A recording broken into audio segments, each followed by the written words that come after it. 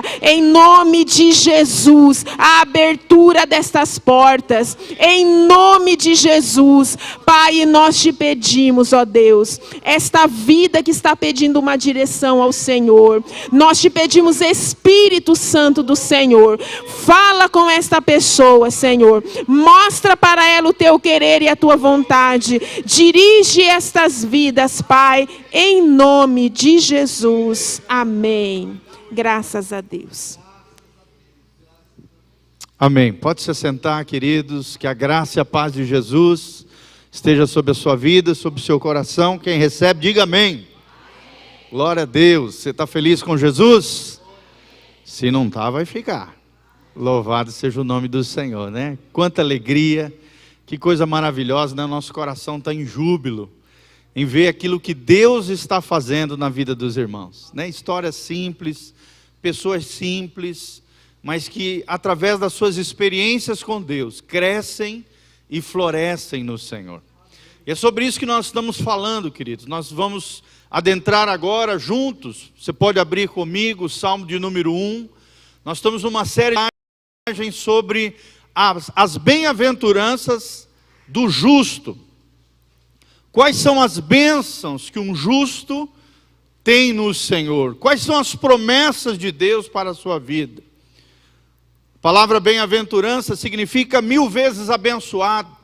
Alguém que tem uma vida satisfeita, alguém que tem uma vida plena, alguém que vive com propósito. Somente desfruta essa qualidade de vida aquele que caminha com o Senhor. Amém? Também é um salmo que tem um contraponto aqui, um contraste entre o justo e o ímpio. Aquele que, quando eu falo justo, eu estou me referindo àquele que leva Deus a sério, aquele que tem uma vida no temor do Senhor, aquele que obedece a Deus, aquele que caminha e trilha as veredas eternas do Senhor Jesus. E por outro lado, existe a maior parte das pessoas, os ímpios, aqueles que vivem, a palavra ímpio significa como são os quebradores da lei de Deus, os sem lei, aqueles que vivem como se Deus não existisse, vivendo a vida da sua maneira, seguindo os seus instintos, seus desejos, não estão nem aí para Deus, para a palavra de Deus e para aquilo que Deus pensa, vivendo uma vida de corrupção, de iniquidade, de pecados, de mal a pior, porque a Bíblia diz: um abismo chama outro abismo. E cada vez, se não se arrependerem, estão trilhando caminhos de desgraça, de morte e de destruição. Então nós estamos falando sobre esses dois tipos de vida. E quais são as promessas de Deus para mim e para você que andamos no caminho do Senhor. Amém? Você quer saber? Glória a Deus. Então vamos ler aqui nesse lindo salmo, salmo de número 1. Fala da diferença entre o justo e os ímpios. Palavra de Deus, né? O salmista, cheio do Espírito Santo, nos ensina: bem-aventurado o homem, e aqui vale para as mulheres também, ser humano, que não anda no conselho dos ímpios, não se detém no caminho dos pecadores, nem se assenta na roda dos escarnecedores. Antes o seu prazer, o seu deleite, está na lei do Senhor, e na sua lei medita, reflete, pensa, se autoavalia de dia e de noite. E aí o resultado, as promessas de Deus para aquele que lê a Bíblia e para aquele que se afasta das corrupções do mundo. Versículo 3, ela é como uma árvore plantada junto à corrente de águas, que no devido tempo dá o seu fruto, cuja folhagem não murcha, e tudo quanto ele faz será bem sucedido. Em outras versões diz, prosperar. Quem quer prosperar aqui? Levanta a mão e dá glória a Deus. Olha que coisa linda, né? O testemunho da irmã, 20 anos orando com um cartãozinho na mão, o mesmo cartão, irmãos. Olha o que a fé perseverante faz na vida de uma pessoa. Talvez eu e você não tenhamos esse tipo de fé.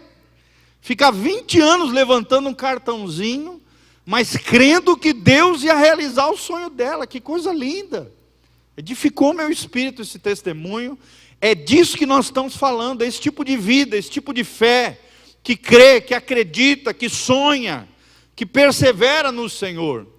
E por causa desse tipo de fé, querido, tudo o que ele fizer, que ela fizer, prosperará, será bem sucedido.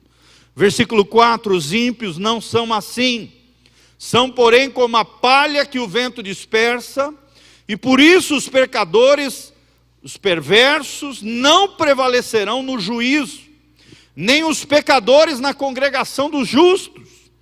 Pois o Senhor conhece o caminho dos justos, mas o caminho dos ímpios perecerá. Em outras versões, o caminho dos ímpios conduzirá à ruína.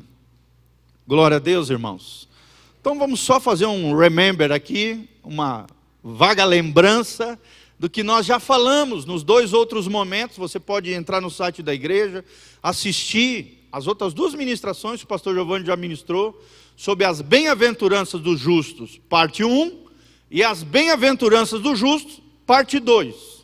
No primeiro momento nós falamos sobre o perigo deste mundo, que está no primeiro versículo, e que Deus nos aconselha, nos fala, nos orienta a nos separarmos desse mundo iníquo, esse mundo sem Deus, que jaz do maligno. É um mundo onde Satanás tem seus agentes, que vivem uma vida de corrupção, de pecado, de sujeira, uma vida devassa, uma vida equivocada, e não somente eles vivem esse tipo de vida, mas o tempo todo tentam nos assediar, para adentrarmos nesse mundo iníquo, para entrarmos nesse mundo corrompido, errado, promíscuo, longe de Deus, banido da glória e da presença de Deus. São zombadores de Deus, são homens e mulheres destituídos da bênção de Deus, que não têm fé, não têm esperança. É claro que Deus os ama, se arrependerem, podem ser salvos, temos que interceder por eles, nós aprendemos sobre isso, temos que conquistá-los para Jesus, primeiramente seus corações, e depois conduzir esses corações aos pés de Jesus, para que sejam salvos, para que sejam restaurados. Mas são zombadores de Deus, são homens e mulheres que desprezam a vereda da santidade, são homens e mulheres que escarnecem da conduta dos santos. E a orientação de Deus para mim e para você é: como é que nós podemos sobreviver a esse mundo corrompido? Quais são os 3 conselhos de Deus no primeiro versículo desse texto, para podermos sobreviver na vida espiritual? O primeiro conselho é: não ande no conselho dos ímpios. Não os ouça, não dê moral para eles, não siga os seus passos, não escute as suas falas, não viva na sua perspectiva. Segundo conselho é: não se detenha nas suas veredas, no seu caminho, não trilhe o mesmo caminho que eles estão trilhando, que são caminhos de morte, são caminhos de ruína, são caminhos de destruição, são caminhos de impiedade, são caminhos que arrebentam as suas almas, e que se nós nos determos nesse caminho, também iremos nos arrebentar. Nós aprendemos que aquele que quebra a lei de Deus, se quebra. Fala comigo: se eu quebrar a lei de Deus, quem se quebra sou eu. Presta atenção nisso que você está aprendendo. Quando você quebra um princípio de Deus, uma lei de Deus, é o que significa a palavra iníquo. Aquele que vive sem lei, aquele que quebra a lei de Deus. Quem se quebra sou eu e você, se assim o fizermos. O terceiro conselho que nós aprendemos com o salmista é: não nos assentemos junto deles. Ou seja, não tenha intimidade com as suas práticas, com o seu estilo de vida. O estilo de vida deles não pode ser o nosso estilo de vida. É claro que nós vamos ter comunhão, nós vamos ter contato com eles, e temos que ter, para influenciá-los, para ganharmos para Jesus, para amá-los, para de alguma maneira conduzi-los, tentarmos trazê-los para o reino de Deus. Mas o que a Bíblia está dizendo nesse terceiro ponto, de não nos assentarmos junto deles, está falando de intimidade, está falando de uma paralisia espiritual, de um comodismo diante da sujeira, que eu e você não podemos ter, se queremos verdadeiramente agradar o Senhor. Amém? Quantos querem agradar o Senhor aqui?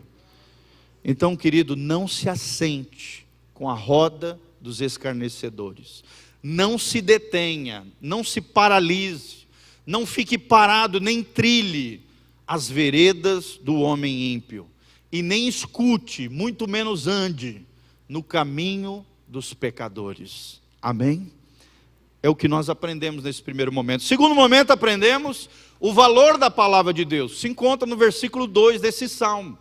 A Bíblia diz: antes, por ser bem-aventurado esse homem que se afasta da iniquidade dos homens iníquos, antes o seu prazer está na lei do Senhor, o seu deleite está na lei do Senhor, e na sua lei ele medita de dia e de noite. Nós aprendemos através desse texto que o ideal, que o desejo do coração de Deus é que eu e você tenhamos meditação na palavra de Deus, reflexão na palavra de Deus, contemplação da palavra de Deus, dedicação à palavra de Deus, estudo diante da palavra de Deus e análise da nossa própria vida diante da palavra do nosso Senhor. Amém? Fala de um homem, de uma mulher que tem a mente disposta a obedecer a Deus, que se deleita nas instruções do Senhor e que entende que o padrão da santidade que Deus exige, o padrão da piedade que Deus espera de nós, advém da palavra do nosso Deus. Nós aprendemos que nós não podemos viver a vida do nosso jeito. Nós não podemos fazer um código moral baseado na nossa cabeça, não. A nossa regra de vida e de conduta, ela é encontrada na palavra bendita do nosso Senhor. Amém? Deus só é corretamente servido quando sua lei for obedecida. Na medida em que você mergulha na palavra de Deus, você reflete a palavra de Deus, você vive a palavra de Deus, essa sim é a marca da vida piedosa, é o amor pela lei de Deus, pela palavra de Deus. E agora nós vamos adentrar num terceiro momento, além do perigo do mundo sem Deus, que nós já vimos no primeiro versículo, além da importância do estudo da lei de Deus, que nós vimos no nosso último encontro, agora nós vamos adentrar num terceiro momento, um terceiro princípio, que nos ensina a partir do versículo 3, a condição saudável do crente. Amém? Quem quer ser saudável aqui? Dá um glória a Deus e fala: Senhor, eu quero saúde emocional, saúde espiritual, que vem de Deus. Querido, você só pode ser saudável emocionalmente, saudável espiritualmente, caminhando com Deus.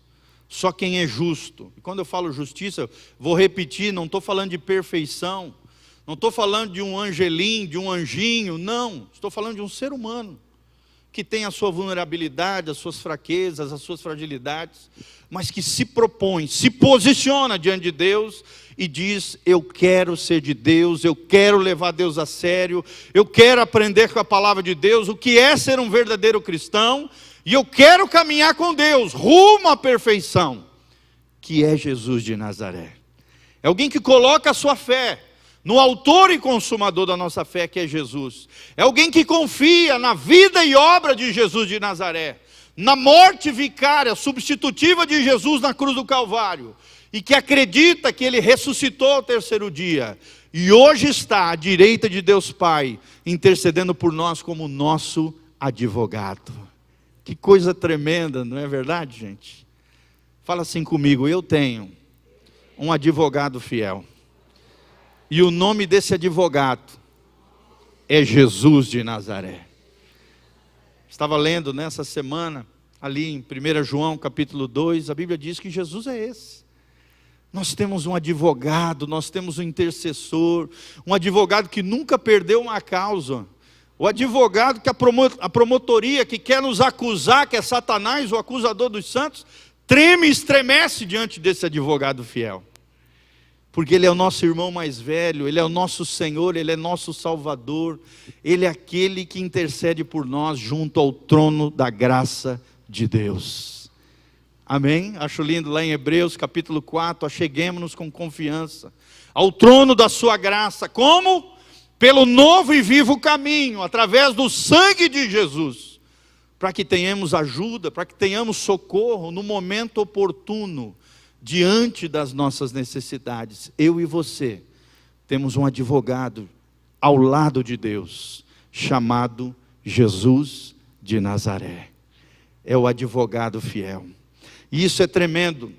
Isso nos traz a uma condição saudável, por sermos justos, por caminharmos com Deus, por sermos crentes. É só através desse tipo de vida, desse estilo de vida, que a bênção divina vem sobre nós. E pela bênção divina vir sobre a sua e sobre a minha vida, como os testemunhos extraordinários que nós ouvimos hoje, é que vem a prosperidade de Deus sobre as nossas vidas. Amém? Acho lindo quando o salmista fala que a luz do rosto do Senhor brilhe sobre você. Você consegue imaginar isso, gente? O rosto de Deus brilhando sobre as nossas vidas. O favor de Deus, a face de Deus, olhando, desejando abençoar eu e você. Lá em Isaías a Bíblia diz que Deus, quando abre a sua mão, o nosso nome está escrito na mão de Deus para nos abençoar. Olha que coisa linda, gente. Que coisa tremenda, o seu nome está escrito nas mãos de Deus. E toda vez que Deus abre a sua mão para abençoar essa terra, Ele encontra o seu nome na palma da sua mão. Que coisa tremenda, é essa prosperidade que o salmista está falando. Essa prosperidade que o salmista está compreendendo é pela bênção divina, que eu e você permanecemos prósperos de verdade. Aqui fala de uma prosperidade de alma, como diz lá na terceira carta de João, quando ele fala de Gaio, ele fala, olha, eu oro a Deus, que Deus cure o seu aspecto físico, te dê prosperidade física, seja curado no seu corpo, Gaio, meu amado discípulo, assim como é próspera a tua alma. Amém? Quem quer ter uma alma próspera aqui, abençoada, iluminada pelo poder de Deus? Uma alma iluminada pela palavra de Deus, uma alma iluminada pela presença de Deus, uma alma próspera, e não só uma alma próspera, mas uma vida espiritual próspera, uma vida material próspera, uma vida familiar próspera. É o que Deus tem para mim e para você. Já os ímpios não, é o contraste aqui do salmista. Os ímpios, eles têm aparência de beleza, aparência de alegria, aparência de felicidade, mas a Bíblia diz que na vida deles, tudo se esvai, tudo desaparece, só é aparência, só é felicidade entre aspas, só é alegria entre aspas, só é beleza entre aspas, porque a verdadeira beleza, a verdadeira felicidade, a verdadeira alegria é servir a Jesus de Nazaré. Amém? É ter o favor de Deus sobre a nossa vida, é ter a luz de Deus, a luz do rosto do Senhor brilhando sobre nós, e sermos como Abraão, temos a mesma unção de prosperidade de Abraão, que tudo aquilo que ele colocava a mão, o que acontecia? Prosperava, era abençoado em todas as coisas, porque ele tinha intimidade com Deus, porque ele foi o pai da fé, porque ele obedeceu a orientação de Deus, levando seu filho para o alto do Monte Moriá, foi capaz de abrir mão do seu próprio filho, mas no final de tudo, Deus proveu um cordeiro substituto, simbolizando Jesus de Nazaré, poupou o seu filho, e provou ali, diante daquela montanha, que esse homem conhecia a Deus. O mesmo Deus que pediu o seu filho era poderoso para ressuscitá-lo. O mesmo Deus que pediu o seu filho era poderoso para os 125 anos, talvez 117 anos, porque a estimativa dos estudiosos é que Isaac tinha entre 17 a 25 anos. Já era um moço, já era um mancebo, já era um jovem, quando foi com seu pai para o Monte Moriá. Deus era capaz de dar um novo filho, se necessário for, para aquele idoso que confiava no Senhor. Amém, irmãos? Os crentes discernem quando algo precisa ser feito, sim ou não? A Bíblia diz isso, o homem espiritual discerne todas as coisas, 1 Coríntios capítulo 2, mas ele por ninguém é discernido. O homem espiritual, ele compreende todas as coisas, mas ele por ninguém é condenado. O crente sabe o que precisa ser feito, e ele não apenas sabe, ele vai e faz, na graça e na direção do Senhor. Amém?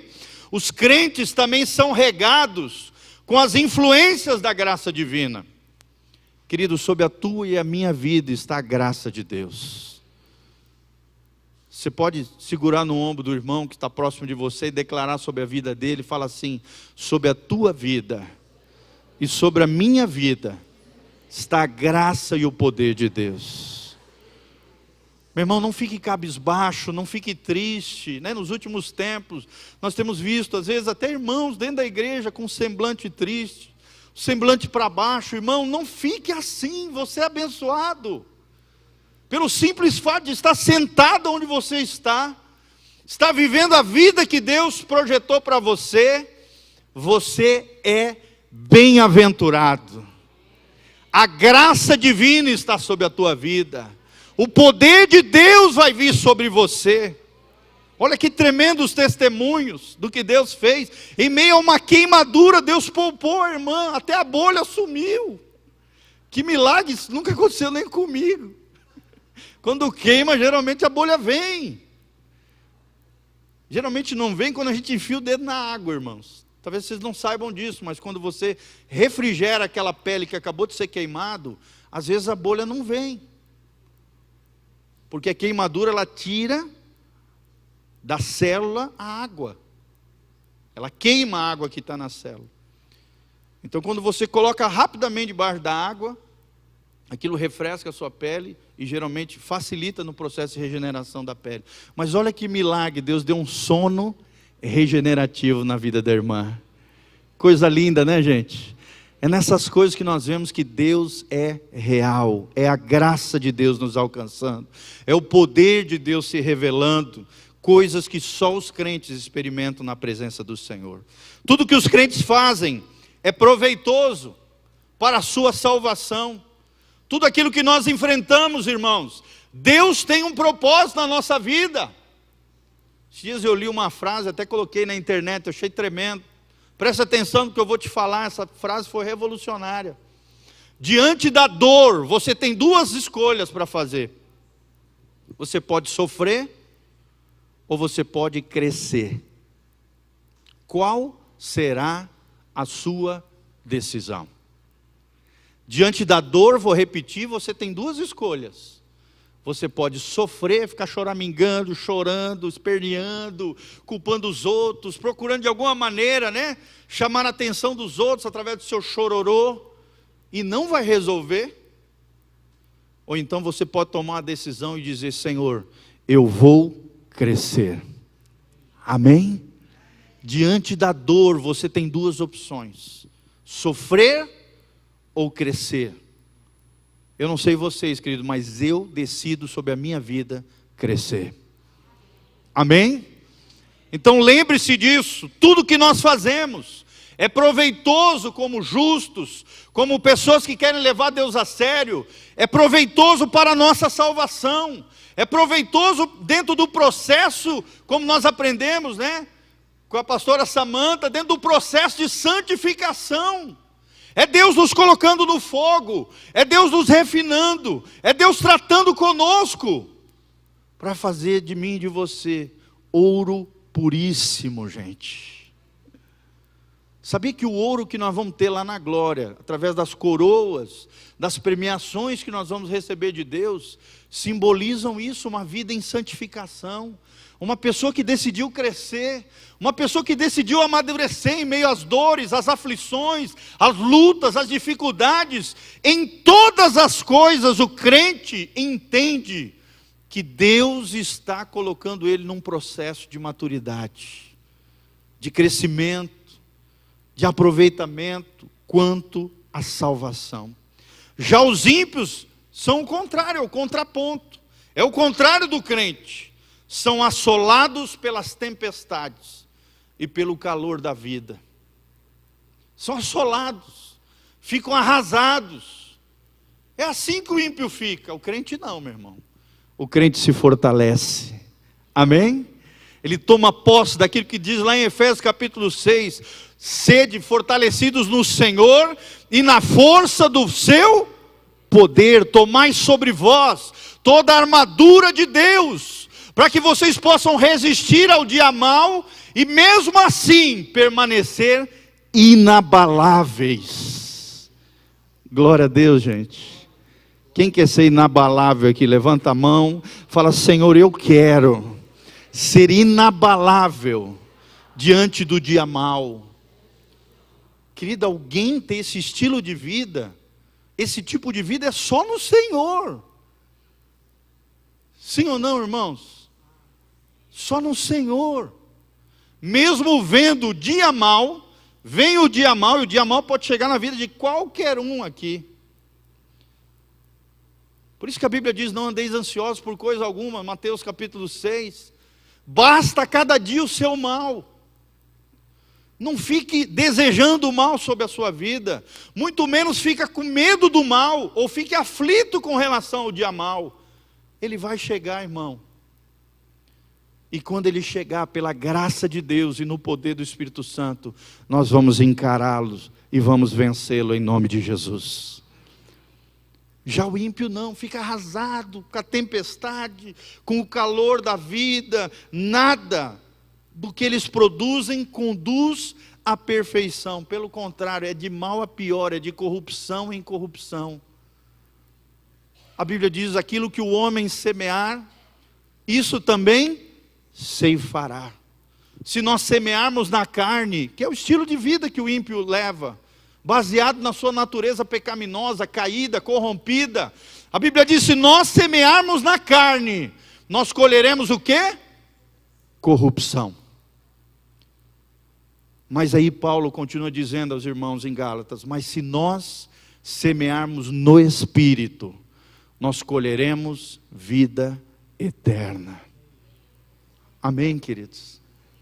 Corrupção aqui, eu estudei essa palavra no original, uma certa vez fui pregar sobre isso, significa corrupção interior, deformação interior, despersonificação.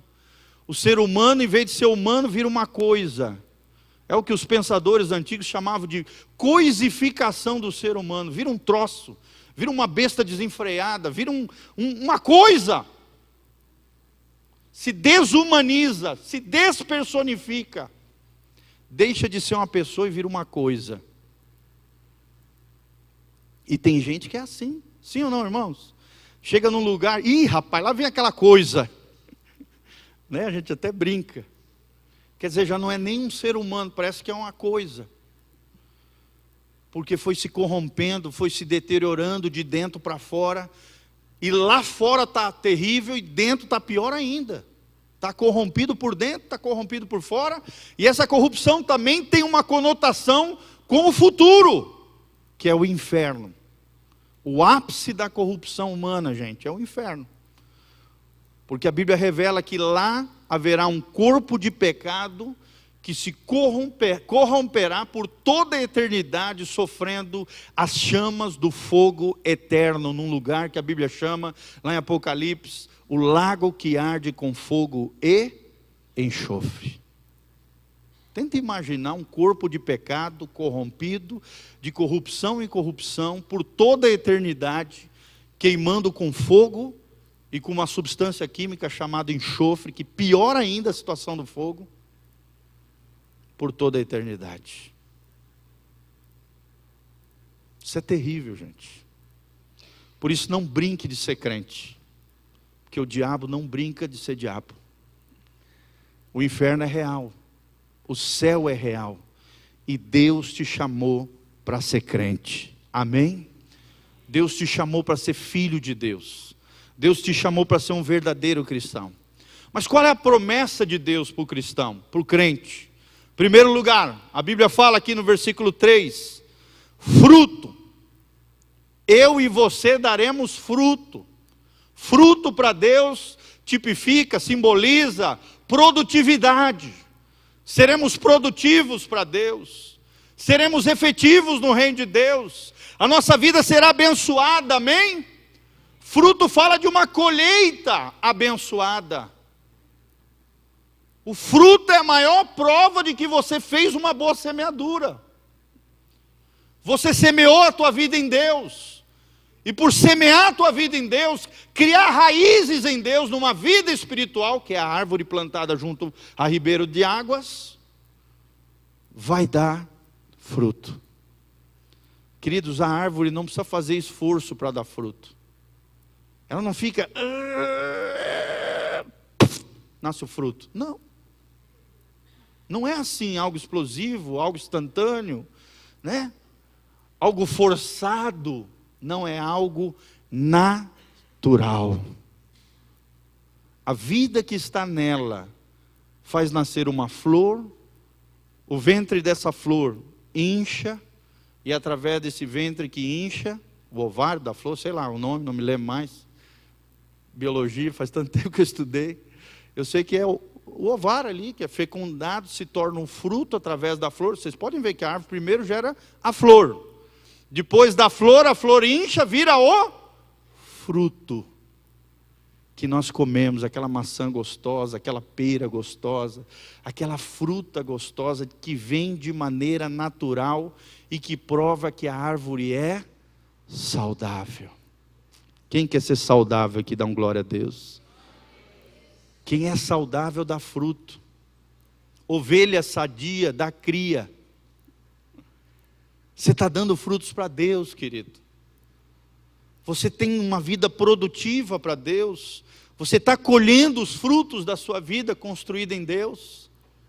Fruto é a primeira promessa que o crente tem aqui. A segunda promessa, uma folha que não murcha. Pastor, mas o que é essa folha que não murcha? A folha que não murcha é uma folha vigorosa, é uma folha bela, que mantém seu brilho, a sua cor original, a sua vivacidade. Sim ou não, irmãos? Nós também podemos perceber se uma árvore é saudável ou não através da folha. Uma folha que brilha, uma folha bonita, uma folha vigorosa, da cor daquela folha, revela que a árvore é saudável. E isso, trazendo para o nosso dia a dia, significa um testemunho fiel, um testemunho que permanece, de que eu e você somos filhos de Deus, somos verdadeiros cristãos, testemunhamos o Evangelho de Jesus Cristo, vivemos a vida que Deus projetou para nós, vivemos a vida que Deus espera que nós vivamos. Amém? Que testemunho você tem dado lá fora? Que testemunho você tem dado dentro da sua casa, querido? Porque tem gente que é boa lá fora, né? Tem gente que é boa aqui dentro. Mas dentro da sua casa, que testemunho você tem dado? Se tem alguém que te conhece muito bem, são aqueles que moram com você. Você pode enganar aqui dentro da igreja, você pode enganar lá fora todo mundo achando que você é bonzinho. Mas se tem um lugar onde as máscaras caem, é a nossa casa, é o nosso lar. Amém? Às vezes nós temos que ter a coragem de perguntar para os nossos familiares mais próximos o que eles acham da gente.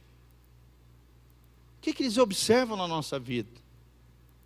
E se eles nos amam e têm coragem, porque você deu essa liberdade para eles, mediante uma vida de transparência, de honestidade, de autenticidade, eles vão falar para você. Principalmente as crianças fazem isso.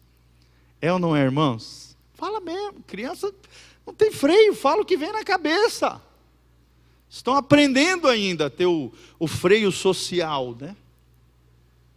Estão aprendendo o desenvolvimento da criança. Uma folha que não murcha é um testemunho que permanece. Amém? Testemunho vigoroso, um testemunho de vida. E terceira promessa do crente, será bem sucedido. Irmãos, eu quero ser bem sucedido, você também?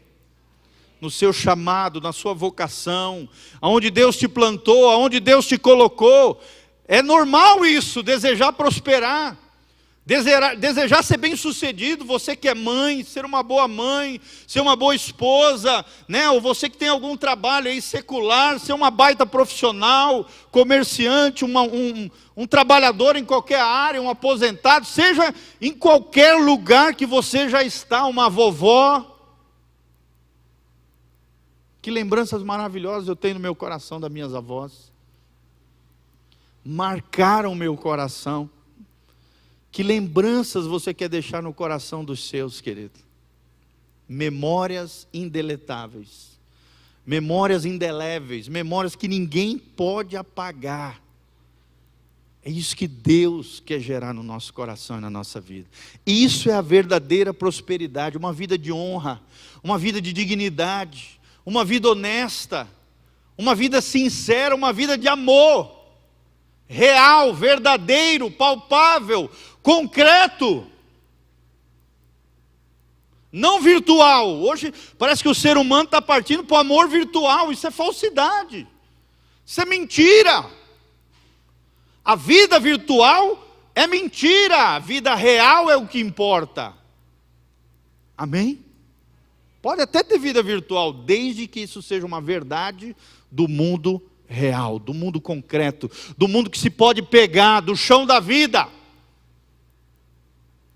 É isso que Deus quer, uma vida bem-sucedida, uma vida do verdadeiro sucesso, uma vida de projetos que se realizam, uma vida de vitória verdadeira, de triunfo através da fé. O exemplo da irmã lá, 20 anos, levantando o cartãozinho dizendo: eu e a minha casa serviremos ao Senhor. 20 anos sonhando com uma casa própria, uma casinha de material, formou os filhos com muita luta, com muita dificuldade. Os filhos viram todo aquele empenho, toda aquela garra da mamãe. Quando prosperaram, abençoaram a sua progenitora, a sua mamãe querida. Parabéns, tá, irmã?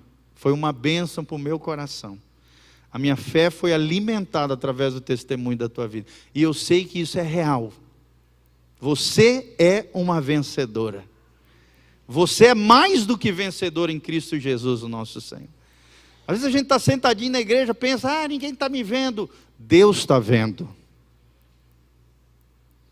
A sua vida de fé, Deus está vendo. Talvez você não seja conhecido mundo afora, mas no coração de Deus você é conhecida pelo Senhor. Às vezes aquela pessoa que você acha, né, que não é nada, não. Tem muito valor para Deus, é importante. O céu será um lugar surpreendente, gente. Às vezes aquele bambambam que você achava que era o super-homem de Deus, a super-mulher de Deus, nem no céu vai estar. Muito menos ganhando às vezes um galardão. E às vezes aquele simples irmãozinho, aquela simples irmãozinha, né? Aquelas pessoas simples do dia a dia, que viveram uma fé autêntica, verdadeira, real, de obediência, de graça, de triunfo, de fé em fé, de graça em graça, lutando, batalhando na simplicidade do seu coração. Lá no céu vai ter um grande galardão. Amém? Fala comigo: o céu vai ser um lugar de surpresas. Esse mundo é injusto, mas Deus é justo. Amém? Aquilo que o mundo não vê, Deus vê. Deus é um Deus de detalhes. E Deus vai honrar a nossa fé. Só através da nossa fé nós venceremos e teremos esse estilo de vida que o Salmo de número 1 nos ensina. Eu tenho mais coisa para falar num quarto momento. Quem foi abençoado aí, dá um glória a Deus. Num quarto momento nós vamos continuar e nós vamos terminar o nosso estudo falando sobre uma vida feliz. Depende de uma sã consciência, de uma consciência saudável diante de Deus. Fazendo esse contraponto entre o justo e o ímpio. Aquele que leva Deus a sério, que serve a Deus, e aquele que não está nem aí para Deus, vive como se Deus não existisse. É assim que nós vamos continuar. Louvado seja o nome do Senhor. Fica de pé, querido, coloca a mão no seu coração, fecha os seus olhos. Olha que coisa tremenda esse Salmo de número 1. Lê em casa mais, aprenda, ouça a voz do Senhor, deixa Deus falar com você. Vale a pena ser cristão. Fala comigo, vale a pena servir a Deus. Vale a pena ser fiel. Vale a pena ser cristão. Vale a pena ser crente de verdade. Feche seus olhinhos, vamos orar agora. Pai, no nome de Jesus, obrigado pela tua palavra abençoada. Obrigado, Deus, porque esse salmo alimenta o nosso coração, nos ensinando que existem promessas preciosas para cada um de nós. Que viverem, ó Deus, que decidirem em seu coração, que se posicionarem diante de Deus, a viverem uma vida que agrade o teu coração, a vida da justiça, a vida do reino de Deus, a vida, Pai, na tua palavra, a vida que diz não ao pecado, às tentações, às seduções desse mundo corrompido, a vida daquele que medita, daquele que reflete, daquele que mergulha e vive mergulhado na palavra de Deus, daquele